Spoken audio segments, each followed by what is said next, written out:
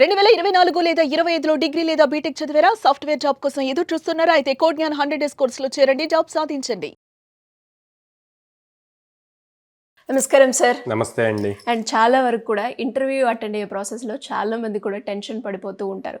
అసలు ముందుగానే ప్రిపరేషన్ ఉంటే వాళ్ళు అంత టెన్షన్ పడాల్సిన అవసరం ఏమి ఉండదు. సో అలా ఎవరైనా కూడా సాఫ్ట్‌వేర్ ఫీల్డ్‌లో ఇంటర్వ్యూ అటెండ్ అయ్యే ప్రాసెస్‌లో ఎవ్రీ స్టూడెంట్ మస్ట్ ఫాలో అవ్వాల్సిన రూల్స్ ఏంటి సార్? సింగిల్ రూల్ చెప్తా అండి. Okay sir. గోల్డెన్ రూల్ చెప్తాను. Golden rule. Yeah. So gold అనే వర్డ్ తీసుకుందాము. సో గోల్డ్ అనే వర్డ్ లో ఎలాంటి రూల్స్ ఫాలో అవ్వాలని చెప్తాం. గోల్డ్ లో GOLD 4 లెటర్స్ ఉన్నాయి. సో G అంటే గిట్ రెడీ ప్రాజెక్ట్స్.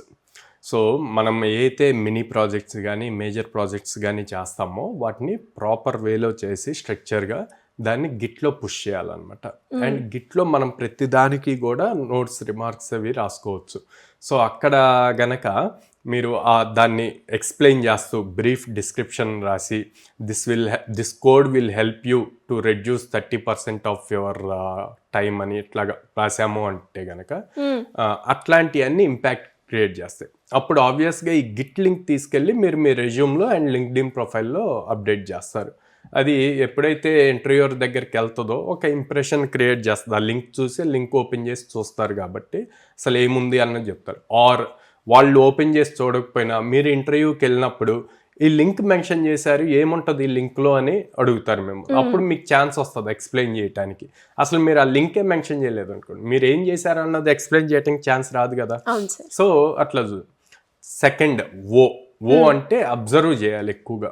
సో మనం ఏ టైప్ ఆఫ్ ప్రాజెక్ట్స్ చేస్తున్నాం, ఆ ప్రాజెక్ట్స్ దేనికి యూజ్ అవుతాయి, అండ్ మనం ఇంటర్వ్యూకి వెళ్ళేట కంపెనీలో ఎలాంటి ప్రాజెక్ట్స్ ఉన్నాయి అన్న ప్రాపర్ అబ్జర్వ్ అండ్ రీసెర్చ్ చేసి అప్పుడు దానికి తగ్గట్టు మన ప్రొఫైల్లో ప్రాజెక్ట్స్ని కనుక బిల్డ్ చేసుకుంటే, అంటే ప్రతి స్టూడెంట్కి ఈ కంపెనీస్లో వర్క్ చేయాలి అన్న గోల్ ఉంటుంది. సర్వీస్ బేస్డ్ కంపెనీ కానీ ప్రొడక్ట్ బేస్డ్ కంపెనీస్ కానీ లేకపోతే కామర్స్ అప్లికేషన్స్ మీద ఇట్లా. సో మీకు ఏదైతే గోల్ ఉందో దాని రిలేటెడ్ ప్రాజెక్ట్స్ ఎక్కువగా మీరు అబ్జర్వ్ చేస్తూ మార్కెట్ని అబ్జర్వ్ చేస్తూ వాటి రిలేటెడ్ సిమిలర్ ప్రాజెక్ట్స్ బిల్డ్ చేసి కనుక మీరు అప్లోడ్ చేసుకుంటూ ఉండాలి గిట్హబ్లో. సో GO అయిపోయింది. Next learn and practice. So అందరూ అప్లికేషన్స్ బిల్డ్ చేయాలి అని చెప్పి చూస్తారనమాట. So maximum number of students కానీ లైక్ 1 year 2 years ఎక్స్పీరియన్స్ ఉన్న వాళ్ళు కానీ అన్ని ఏ టైప్ ఆఫ్ అప్లికేషన్ అయినా బిల్డ్ చేయాలి. కానీ అప్లికేషన్ కన్నా అప్లికేషన్లో యూజ్ చేసే ఆర్కిటెక్చర్ ఇంపార్టెంట్. ఆర్కిటెక్చర్ మీకు క్లియర్గా అర్థం అవ్వాలి and A type of algorithms రాయాలి అన్నది తెలియాలి అంటే కనుక మీరు డేటా స్ట్రక్చర్స్ అండ్ అల్గరిథమ్స్లో చాలా ట్రీస్ మ్యాప్స్ ఇట్లాంటివన్నీ ఉంటాయండి.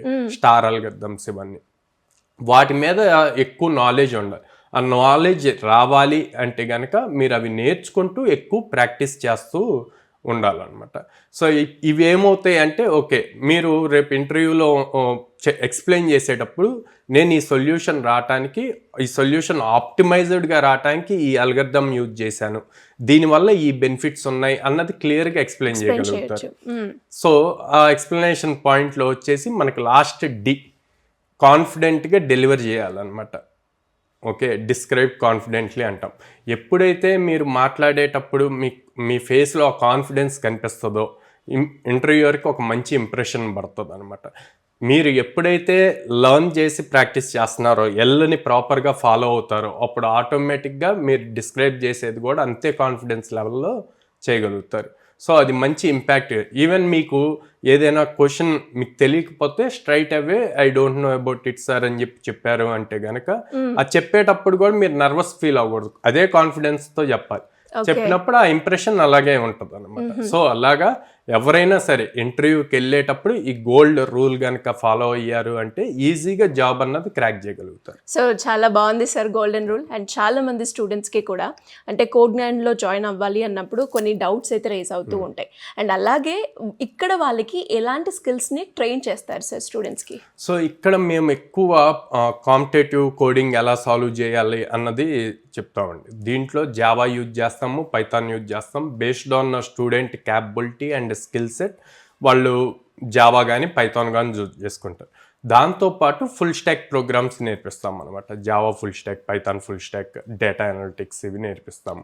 ఎన్ని డేస్ ఉంటుంది sir total so duration? 100 working days అండి, అంటే 4.5 months వస్తుంది అనమాట. ఓకే, ఇంకా ఎవరైనా కూడా ఇంట్రెస్ట్ ఉండి కోడ్9లో జాయిన్ అవ్వాలి అంటే ఏ విధంగా ఉంటుందంటారు? స్క్రీన్ మీద కనిపిస్తున్న నెంబర్స్ కాల్ చేయొచ్చు, ఆర్ డైరెక్ట్గా మా బ్రాంచెస్కి విజిట్ చేయొచ్చు.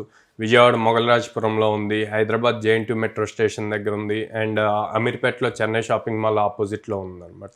అండ్ అలాగే సార్, అంటే లేడీస్కి ఎస్పెషల్గా మనం చూస్తే సేఫ్టీ సెక్యూరిటీ పరంగా కోడ్9 ఎలాంటి సపోర్ట్ ఇస్తుంది? సో గర్ల్స్కి ఎప్పుడు మా క్యాంపస్లో సెక్యూరిటీ ఉంటుందండి. అట్ ద సేమ్ టైం మేము ఇప్పుడు విజయవాడలో సపరేట్గా గర్ల్స్ హాస్టల్ స్టార్ట్ చేసాం with in the campus. Okay, so వాళ్ళకి ఇంకా మోర్ సెక్యూర్డ్గా ఉంటారు, అండ్ ఎప్పుడు కోడ్9 దాంట్లోనే ఉంటారు కాబట్టి ఇంకా మోర్ ఫోకస్డ్గా లర్న్ చేస్తారు. అండ్ నాట్ ఓన్లీ జాబ్ ఒక్కటే కాదు, హెల్త్ పరంగా అన్నీ ఉండాలని చెప్పి దాంట్లో మళ్ళీ యోగా ప్రోగ్రామ్స్ ఇట్లాంటివి కూడా ఉన్నాయి అన్నమాట. Great sir. అంటే అంటే హెల్త్, దాంతో పాటు స్టడీస్ ఇవన్నీ కూడా కోడ్9లో అయితే ఉన్నాయి అంటారు. Anyway sir, great sir, thank you so much. Thank you అండి.